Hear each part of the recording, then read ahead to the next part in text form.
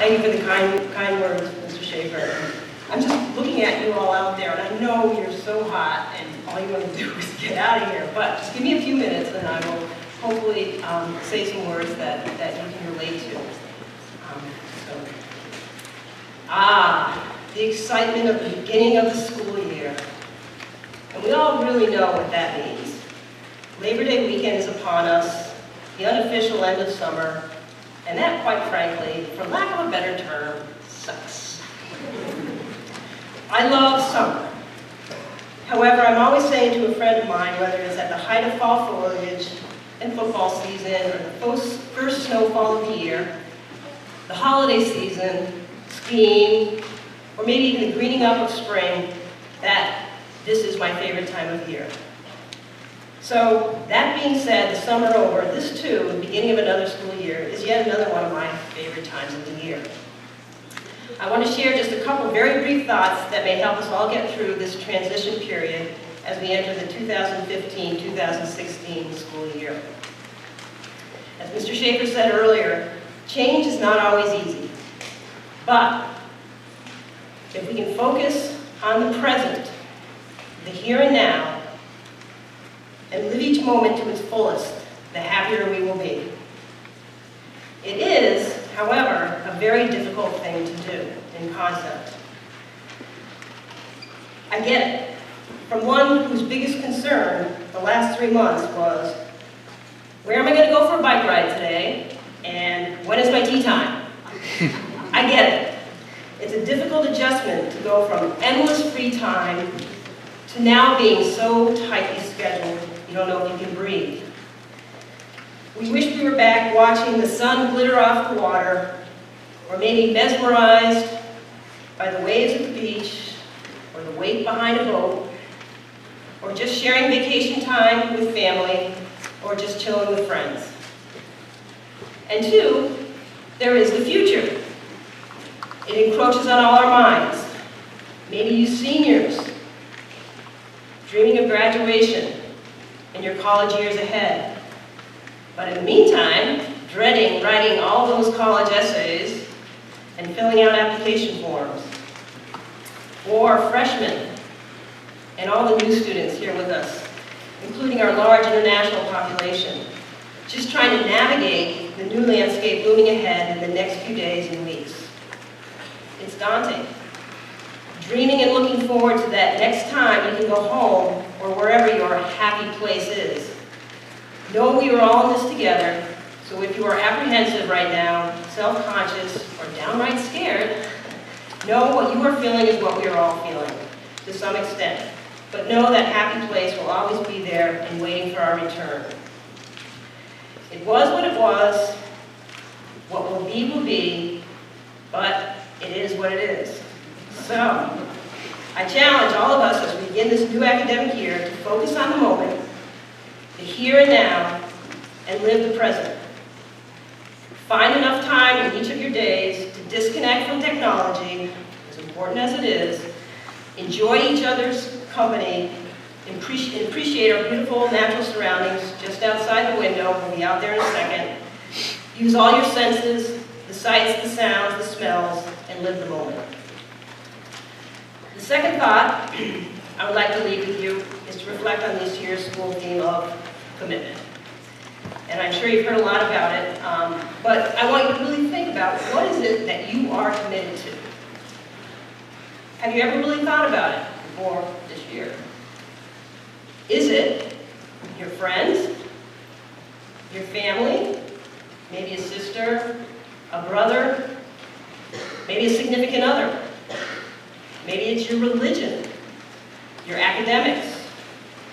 Maybe you want to master a new language, excel in an AP course, your artistic talent. You want to be a better dancer, you want to learn how to play the guitar. Maybe it's nutrition and eating right. Maybe it's a professional sports team. New York Yankees, putting that out there. Maybe it's the Patriots. Maybe you want to be a professional athlete. Now that's a long road to toe, but I have all the respect for you. That's the way you want to go. Is it your own team or sport? Maybe it's hockey. Maybe it's basketball, maybe it's field hockey, your physical fitness, maybe it's your job. Is it long-term, short-term, life-term, lifelong? So you see, there are all kinds of commitments as well as degrees of commitment, and they can change throughout your lifetime. What is it you are passionate about? What do you love? What is the most important thing to you? So choosing what you are committed to are decisions you need to make. How you decide your own priorities is your business. I just ask that you spend some quality time in contemplating what is it that is most important to you. What helps you stay committed? Writing them down? Discussing them with others? I would love to hear what you're all committed to. It only needs to be a couple, one or two things. These are the critical decisions that determine how you live your life. Be committed and passionate about your commitments. Love what you do what you love. For me, family comes first. All right. I get my greatest strength from my family. It's a Halliday strong. And this in turn gives me the strength to be stronger for you. When you are committed, your own commitment may actually bring strength back to you. You only get what you give. I'm committed to giving you all my best, and when I am with you, I am at my best. You make me want to be a better teacher, a better coach, a better mentor, a better person. And in return, I've had the honor of coaching and teaching many like you. You have demonstrated phenomenal perseverance and commitment to your own goals. It's difficult to choose from so many examples over the course of my teaching experience, but I'll give you just one example. It was in the fall of 2007. The field hockey program was blessed with this bumper crop of very gifted and talented sophomore athletes. I think there were 9 sophomore girls that came that year. I don't know where they came from, but they came. Granted, they had 2 seniors that were headed to D1 programs that year that guided them and went on to win, as a team, their sophomore year, the New England Championship. Unbeknownst to me, this class of 9 sophomores had made a pact among themselves that they were committed to repeat this feat in the remaining 2 years. In 2008, they barely broke 500. They were seeded, I think, 7 out of 8 in the New England tournament, and they went on to upset the number 1 and number 2 seeds on their way to win the championship once again. It was amazing. In their senior year, they were just never in doubt. They lost only 1 game, quest to be undefeated. They did lose 1 game, and they repeated as 3-peats as New England champions. Granted, they were gifted and talented athletes from the get-go, but it was their tremendous dedication and commitment, the 3-year commitment, that allowed them to reach their true potential. Again, you only get what you give. So in closing, my 2 thoughts. I leave with you at the start of the new school year. Number 1, prepare to be present. Drop the baggage at the door. Don't worry about the things you cannot control, and enjoy and live the moment. Make it what it is. And the second is commitment. What does it mean for you?